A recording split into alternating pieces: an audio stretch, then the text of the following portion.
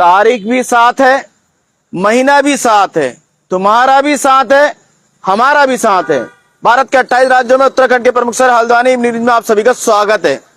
आस्था पर ग्रहण, हाँ जी आप सही समझे, हम बात कर रहे हैं अमरनाथ यात्रा की। कुल 4 दिन यात्रा को आरंभ हुए हैं और बाबा बर्फानी यानी शिवलिंग पिघल गए और यात्रा 28 अगस्त तक चलनी है। हालांकि यात्रा कोई भी कर सकता है, इसमें कोई दिक्कत नहीं है, लेकिन करोड़ों हिंदुओं की आस्था भोलेनाथ में रहती है बाबा बर्फानी की एक झलक पाने के लिए। वो उनको दर्शन ना हो तो ठेस लगना स्वाभाविक है। घटना को भक्तगण कह रहे हैं वास्तविक कलयुग अब आया है, क्योंकि ऐसा पहली बार हुआ है। आप लोगों को जानकारी दे दें, अमरनाथ में बनने वाले पवित्र शिवलिंग का आकार, जी हाँ, करीब 7 से 8 फीट 9 फीट तक होता है, लेकिन जो फोटो आई है कल उसमें 1 फीट का रह गया है। और 57 दिन तक चलने वाली यात्रा 3 जुलाई से शुरू हुई थी। पिछले 3 दिनों में 56,000 से ज्यादा तीर्थयात्री दर्शन कर चुके हैं बाबा बर्फानी के। यह आंकड़ा पिछले साल से 19% ज्यादा रहा है। 2025 में पहले 3 दिन में 47,972 का आंकड़ा था। श्रद्धालु दर्शन के लिए पहल पहुंचे थे। यात्रा के लिए इस साल 4 लाख श्रद्धालुओं ने तो रजिस्ट्रेशन करा रखा है, बाकी ऑफलाइन वगैरह काफी चीजें होती हैं। 23 मई को 7 फीट था शिवलिंग। 23 मई को बीएसएफ के जवानों ने तस्वीर साझा करी है, उसमें शिवलिंग का आकार करीब 7 फीट था। 29 जून को पहली पूजा के दिन भी हिमलिंग की ऊंचाई 5 फीट से ज्यादा थी। 6 जुलाई को सामने आई तस्वीर में हिमलिंग लगभग 90% गायब हो चुका है। 48 किलोमीटर लंबे पहलगाम रूट और 14 किलोमीटर छोटे बालटाल, लेकिन कठिन बालटाल रूट से लगातार यात्री दर्शन के लिए पहुंच रहे हैं। यात्रा 28 अगस्त को रक्षाबंधन के दिन खत्म होगी। 9 जुलाई तक रजिस्ट्रेशन स्लॉट बुक। प्रशासन बोला नए यात्री कुछ दिन रुकेंगे। जम्मू कश्मीर प्रशासन ने बिना रजिस्ट्रेशन करवाए अमरनाथ पहुंच रहे यात्रियों से कहा कि वे अपनी यात्रा कुछ दिन के लिए टाल दें। प्रशासन के मुताबिक 9 जुलाई तक सभी रजिस्ट्रेशन स्लॉट पूरी तरह भर चुके हैं। ऐसे में अगर कोई यात्री बिना रजिस्ट्रेशन बालटाल पहलगाम रूट जाने से आगे बढ़ने की कोशिश करेगा तो उसे चेक पॉइंट पर रोक दिया जाएगा। अधिकारियों ने कहा रविवार को केवल रजिस्टर्ड यात्री कश्मीर की ओर जाने की अनुमति दी जाएगी। अमरनाथ के बाबा बर्फानी नेचुरल बनते हैं, तराशा नहीं जाता इनको। जी हाँ, अमरनाथ का हिम शिवलिंग किसी बर्फ के ब्लॉक को तराश कर नहीं बनाया जाता, बल्कि यह प्राकृतिक आइस स्टेलमाइट है। जैसे चूना पत्थर की गुफाओं में जमीन से खनिज जमा होकर स्टेलमाइट बनते हैं ना, उसी तरह अमरनाथ गुफा में छत से जो ऊपर टप टप टपकता है पानी, जी हाँ, बूंद बूंद टपकता है और पानी जमकर बर्फ का शिवलिंग बनाता है। इसका आकार हर साल मौसम, तापमान और पानी की उपलब्धता के अनुसार अलग अलग होता है। कभी थोड़ा मोटा, थोड़ा इस तरह, कभी हाइट में इस तरह होता है। जी हाँ, इसके अगर हम साइंटिफिक कारण पर एक नजर डालें तो जो कुछ कारण है, एक तो नंबर 1 तापमान बढ़ना है। मौसम गर्म होने से गुफा की बर्फ पिघलती है और हिम शिवलिंग का आकार घटने लगता है।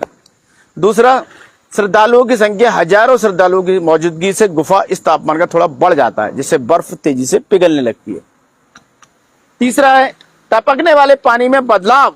पानी कम टपकने या जमने के बजाय बहने से हिम शिवलिंग की ऊंचाई और चौड़ाई घटने लगती है। नमी और हवा में बदलाव के कारण भी गुफा के अंदर नमी और हवा के बहाव में बदलाव बर्फ के बनने और पिघलने की प्रक्रिया को प्रभावित करता है।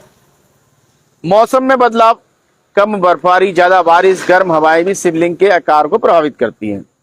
अब लोग कह रहे हैं शिवलिंग गायब होने से यात्रा पर क्या असर पड़ेगा, क्या शिवलिंग फिर से बन सकता है? तो इसकी संभावना बहुत कम है। हम आपको बता दें, ताजा बर्फबारी तापमान 0 से नीचे जाने पर ही दोबारा बन सकता है। यात्रा शुरू होने के बाद अब तक 50,000 से ज्यादा श्रद्धालु बाबा बर्फानी के दर्शन कर चुके हैं। आप हम पहले बता चुके हैं 4 लाख लोगों ने रजिस्ट्रेशन कराया है। ऑफलाइन अलग होते हैं। चलिए फिलहाल देश की राजधानी से अन्य खबरों पर हम नजर डाल लेते हैं। केजरीवाल की याचिका पर अदालती कार्रवाई की निगरानी नहीं की जा सकती। मेटा और गूगल ने दिल्ली उच्च न्यायालय को बताया कि पूर्व मुख्यमंत्री अरविंद केजरीवाल की उस याचिका पर अदालत की सुनवाई के क्लिप के अनाधिकृत प्रकाशन और प्रसार की सक्रिय रूप से निगरानी और उसके खिलाफ कार्रवाई नहीं कर सकते, जिसमें उन्होंने शराब नीति मामले में न्यायमूर्ति स्वर्णकांता शर्मा को हटाने की मांग की थी। दिल्ली के ऑटो चालकों के लिए इलेक्ट्रॉनिक वाहनों की ओर यह बदलाव जल्दीबाजी में किए गए सीएनजी परिवर्तन की आदत ताजा कर देता है। एनएसी सितंबर में 30,000 करोड़ का आईपीओ लॉन्च करने का लक्ष्य बना रहा है। मुंबई से बड़ी खबर आ रही है कि मुंबई में बारिश से कुछ देर के लिए राहत मिली, स्कूल और कॉलेज बंद रहे और ऑरेंज अलर्ट जारी किया गया। इधर एक बड़ी खबर यह आ रही है कि सीएम द्वारा उद्घाटन किए जाने के करीब 9 हफ्ते बाद ही 6,695 करोड़ रुपए की लागत से बने मुंबई पुणे एक्सप्रेसवे के मिसिंग लिंक पे सेक्शन पर भूस्खलन हो गया है। इससे काफी कोई नुकसान भी हुआ है।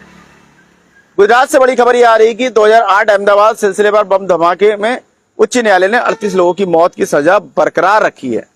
सरकार के फैसले को फिलहाल ऐतिहासिक बताया जा रहा है। गुजरात में पहली बार दक्षिण कोरियाई तकनीक का उपयोग करके हवा से भरे 2 रबर बांधों का निर्माण किया जा रहा है।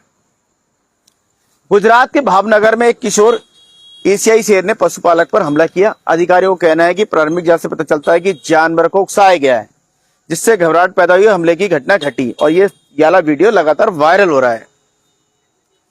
कर्नाटक के शिवमोगा के पास गजनूर स्थित तुंगा जलाशय के सभी 22 द्वार 6 जुलाई अतिरिक्त पानी छोड़ने के लिए खोल दिए गए हैं।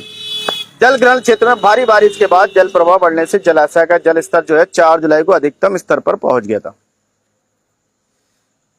कर्नाटक के सीएम डी.के. शिवकुमार ने कहा, हम पूरे कर्नाटक में बारिश की कमी और सूखे का आकलन करेंगे। साथ ही कल्याण की कर्नाटक यात्रा का उद्देश्य वहां की मौजूदा स्थितियों के प्रत्यक्ष आकलन प्राप्त करना था। आंध्र प्रदेश के 2 इंजीनियरिंग छात्र जो कोडगु जिले के मल्लाली जलप्रपात पर खतरनाक स्थिति में फंस गए थे, उन्हें सोमवार को अग्निशमन और आपातकालीन सेवा विभाग के कर्मियों द्वारा सुरक्षित बचा लिया गया। कर्नाटक में पीयूसी छात्रों के लिए देर से प्रवेश पर लगने वाला जुर्माना समाप्त कर दिया गया है। कर्नाटक में क्लाउड सीडिंग शुरू हो गई है। हावेरी जिले में 6 विधायकों ने इस अभ्यास के लिए धनराशि भी जुटाई है। कम मानसून को देखते हुए जिले के 6 विधायकों ने मिलकर बारिश कराने के लिए वित्तीय सहायता देने का फैसला किया है। केरल ने वायनाड में भूस्खलन की लाइव अपडेट, कम से कम 3 लोगों की मौत, 5 लापता और बचाव कार्य फिलहाल जारी है। मीनाक्षी पुल के पास कलड़ी में मलबा खिसकने की घटना हुई, क्षेत्र में अधिक बारिश की आशंका है। केरल सरकार और अडानी समूह बिंजीबम बंदरगाह में हिस्सेदारी गाड़ी की बिक्री को लेकर मतभेदों को सुलझाने के प्रयास में लगी हुई है। त्रिशूर में नर्सों का आंदोलन तेज, यूएनए हमला में 24 घंटे का विरोध प्रदर्शन शुरू करेगी। संगठन ने चेतावनी दी कि यदि वेतन विवाद का समाधान नहीं हुआ तो 48 घंटों के भीतर जिले व्यापी हड़ताल की जाएगी। तमिलनाडु से सुप्रीम कोर्ट ने करूर भगदड़ पर टीवी के नेताओं की टिप्पणी पर रोक लगाने की याचिका खारिज कर दी है।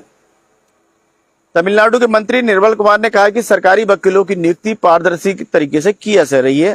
श्री निर्मल कुमार ने कहा कि अब तक केवल 3 जिलों में ही नियुक्तियां की गई।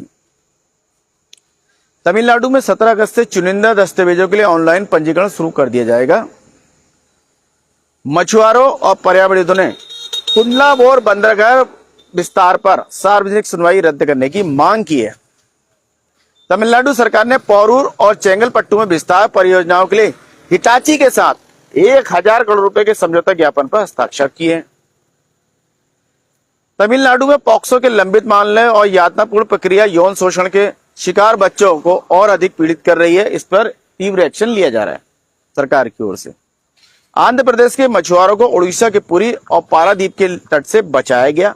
विशाखापट्टनम के तट से 6 मछुआरे अभी भी लापता हैं और पुलिस उनकी तलाश कर रही है।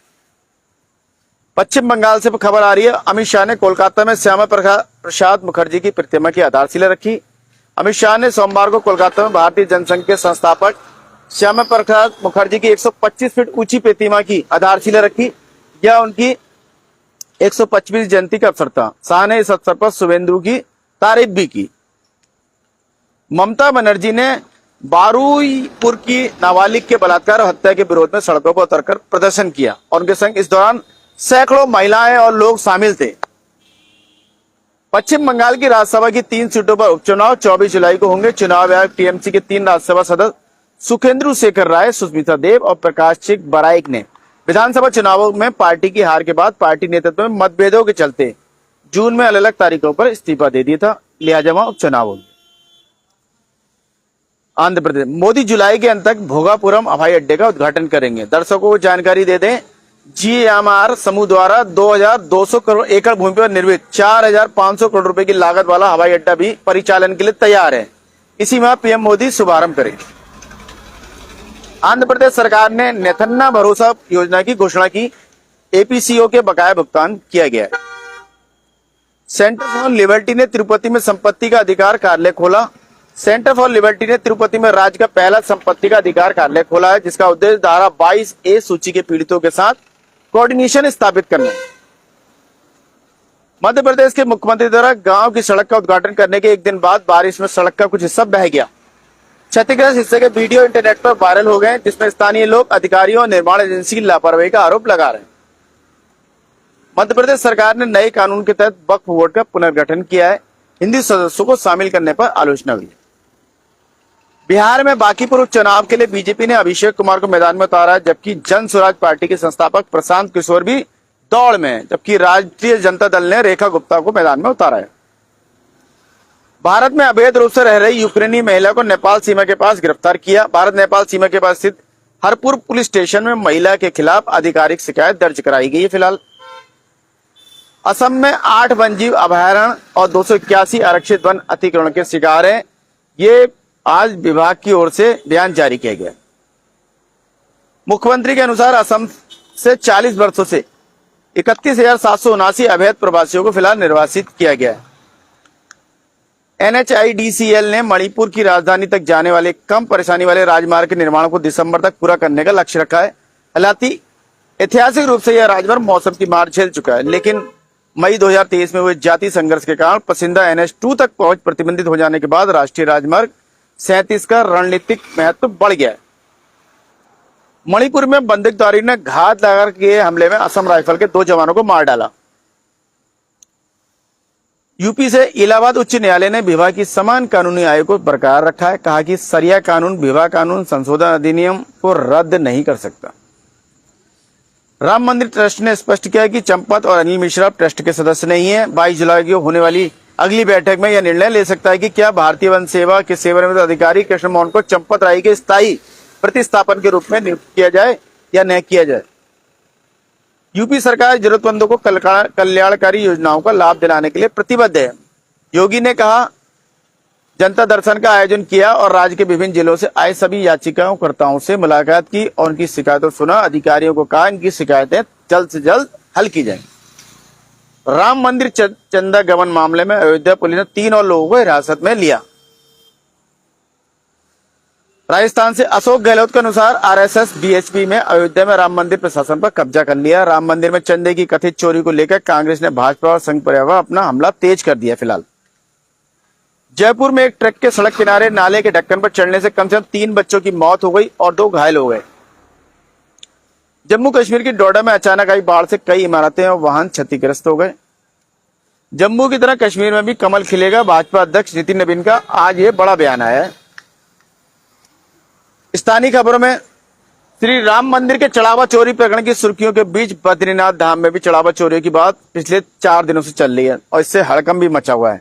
श्रद्धालुओं की आस्था और भगवान के चढ़ावे एवं दान की पवित्रता को सर्वोच्च प्राथमिकता देती है। बद्रीनाथ धाम में चढ़ावे संबंधित जो अनियमितताओं की शिकायतें सामने आई थी, उन्हें समिति ने अत्यंत गंभीरता से लिया है।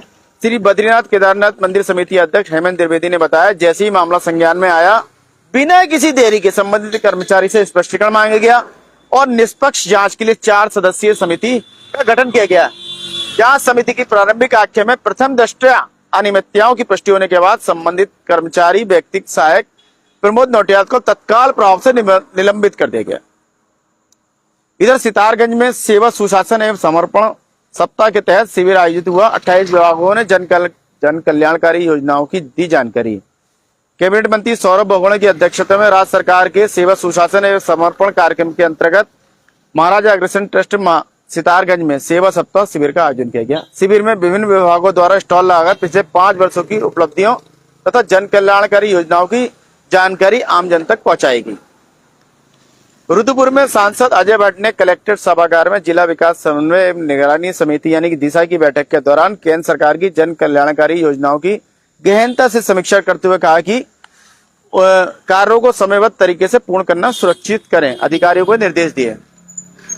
हल्द्वानी में आज शहरी विकास मंत्री उत्तराखंड राम सिंह खेड़ा द्वारा सर्किट हाउस काउंटडाउन सभागार में हल्द्वानी में नगर निगम अंतर्गत संचालित कार्यों की समीक्षा बैठक की गई। अधिकारी को उन्होंने दिए निर्देश। साथ ही कहा कि मानसून से पूर्व चल रहे विकास कार्यों को सड़क खुदान, जल निकासी, जन सुविधाओं की प्रगति की समीक्षा की। साथ ही निर्देश दिए जिन विभागों द्वारा पेयजल लाइन, सीवर लाइन, नहर खुदान, विद्युत केबल, ऑप्टिकल फाइबर आदि के लिए सड़कों की खुदाई की गई है, उन सड़कों को अति शीघ्र दुरुस्त कर लिया जाए। आशा है आपको खबरें अपडेट रख रही होंगी और चाय पर चर्चा के लिए मसाला प्रदान कर रही होंगी। अपने विचार और सुझाव साझा करें। कल फिर नए विषय के साथ आपके समक्ष उपस्थित होंगे। इसी के साथ मैं मनोज आर्य, खबर संसार के लिए जय हिंद।